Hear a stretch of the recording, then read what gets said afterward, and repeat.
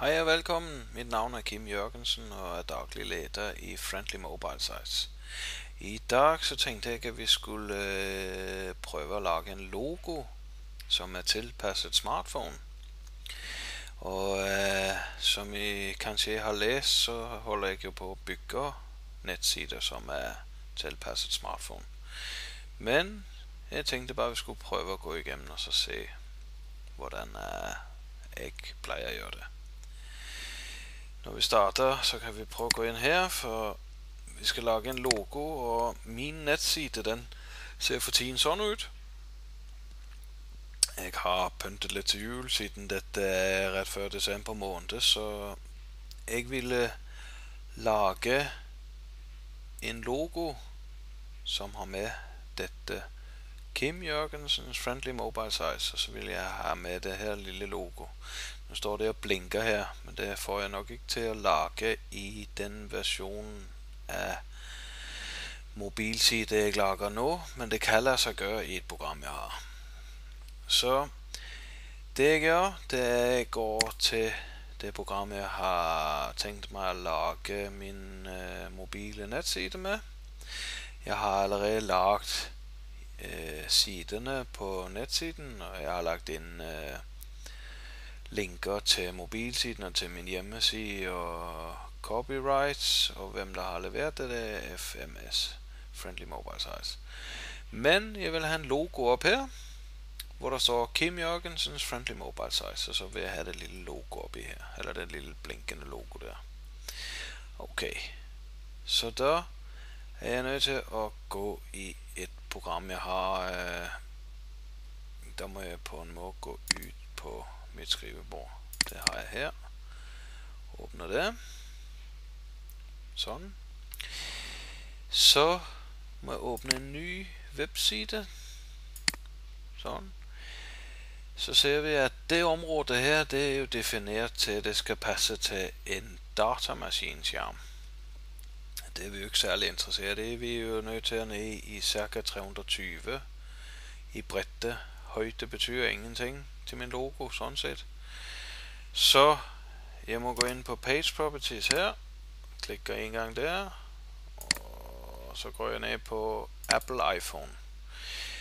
Apple iPhone og alle andre smartphones, de har omtrent samme størrelse skærm. Men uanset, så betyder det ikke så mye, bare det er under en vis størrelse, så vil denne hjemmeside her, uanset hvilken mobil du vil, eller smartphone du vil åbne den med, der vil du komme rigtigt. Når jeg klikker OK, så ser jeg, der ændrer dette her, så der ved jeg på en måde, at jeg har det område her jobbe indenfor. Linken, som sagt, det betyder ikke så meget, når jeg lager netsider med det program her, fordi de kan godt være lange. Det gør ingenting, vi scroller jo ned under, det skal bare ikke kunne scrolle sidevejs. Det er det, som vi skal fjerne, når vi lager en mobilvenlig netside. Det er for, at folk skal slippe og holde på sådan. Men okay, nu har jeg bredden der, så der må jeg få lagt mig en logo.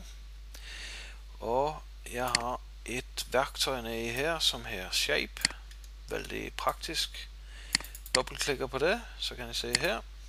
Der kan jeg ikke vælge alle mulige faconer. At jeg ønsker omtrent. Jeg holder mig nu til den der. Jeg kan lægge tekst, skrive tekst ind i det felt der. Det er jeg ikke så interesseret i. Jeg er bare nødt til at have. Jeg vil bare bruge det til en baggrund. Jeg kan lægge linker ind i til en intern webside, altså et andet dokument i samme netside, eller en webside, en e-mail, jeg kan lage telefonlinker og ja, alt muligt. Der er jo effekter og events. Det skal ikke vise så meget om nu. Men jeg har lyst til at have en baggrund, der er sort, og jeg ønsker ingen bortkant rundt, så jeg trykker OK. Der blev den sort. Sætter den op i hjørnet der. Og så trækker jeg den ud, så den passer med 320 der cirka. Sådan. Nu har jeg en sort baggrund, så vil jeg bare have noget tekst ind. Så der kører jeg op her. Så bruger jeg mit tekstværktøj. Sådan.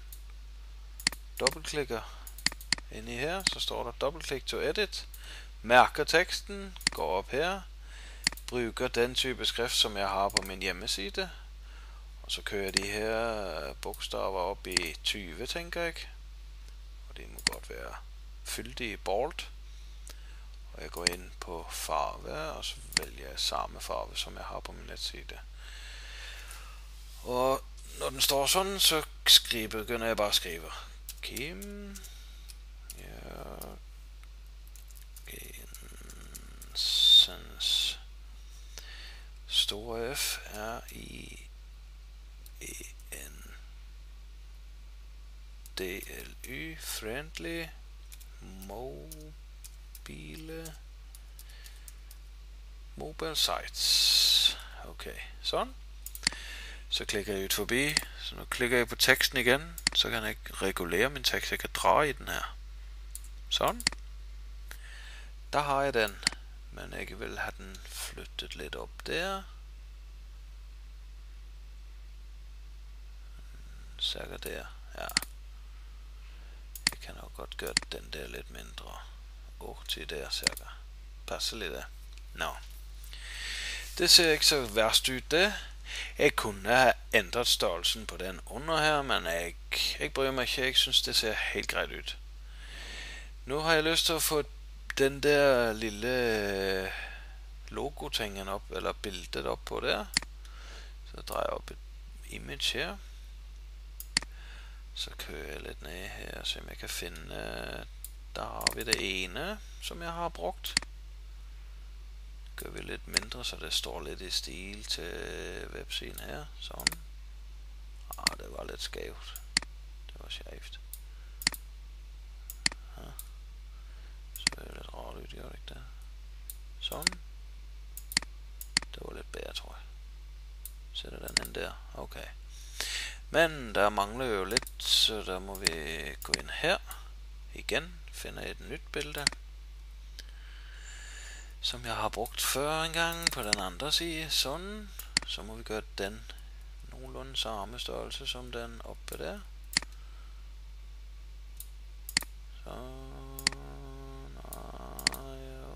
Sådan der. Der ser det ud som det blinker lidt. Det her, det kan du få mig tid til at gå med. Du kan sætte og du kan dreje billederne. Du kan sætte og vende dem rundt, og du kan spejlvende. Du kan gøre alt muligt i det program her. Men nu har jeg lyst til at lage dette til et billede. Det er det ikke nu. Jeg har en funktion, jeg kan vise det sådan, så det kommer ud på net på en måde. Der vises det sådan. Men problemet er, at jeg kan ikke lagre dette billede som en GIF-fil, eller det vil være en HTML-fil, og den kan jeg ikke rigtig bruge som et billede. Så jeg bliver ret og slet nødt til at gå ned i programmet her, og så har jeg et andet program, noget der her Snagit. Det kan du laste ned på net. Der kan du få sådan en prøveperiode på 30 dage, tror jeg det er. Og så det er et genialt værktøj. Du kan faktisk bruge det til at lave optag med. Altså skærmen kan du filme og alt sådan. Jeg klikker på den, og vi har lyst til at bare tage et udsnit. Jeg har lyst til at bare mærke op dette område. Det er det jeg skal bruge. Så der lader jeg den stå der, og så trykker jeg ned på Capture.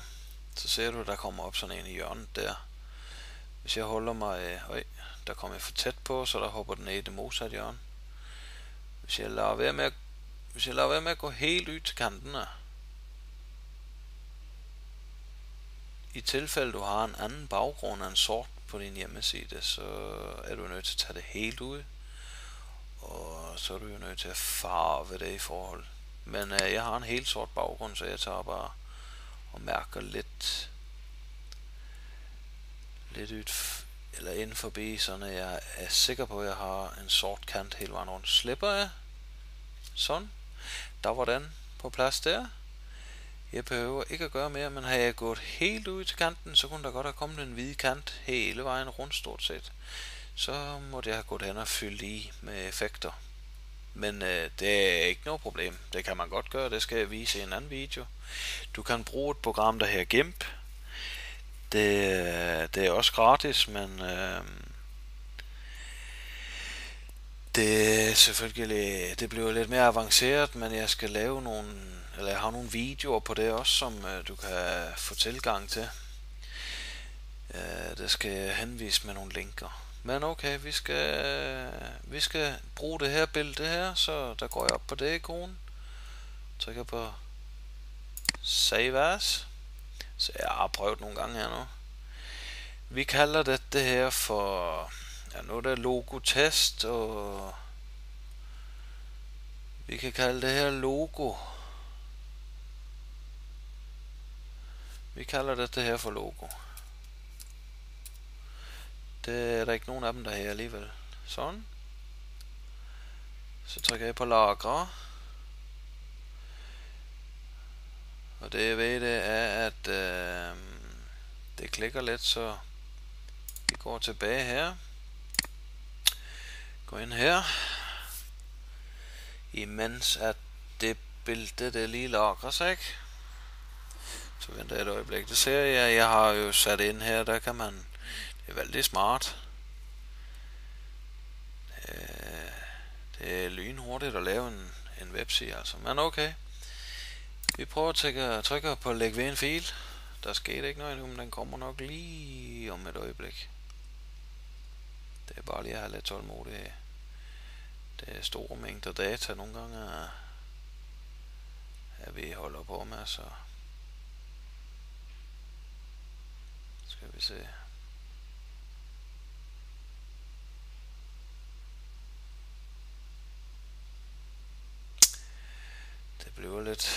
Det blev lidt tungt. Det var da utroligt. Nu kommer den.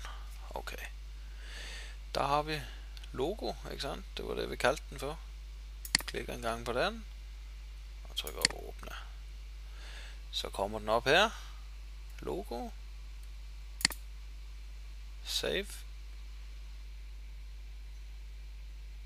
Og voilà. Der kom den. Ser du det? Der ligger den op der. Og den er faktisk klikbar, så når jeg trykker på den, så refresher den siden.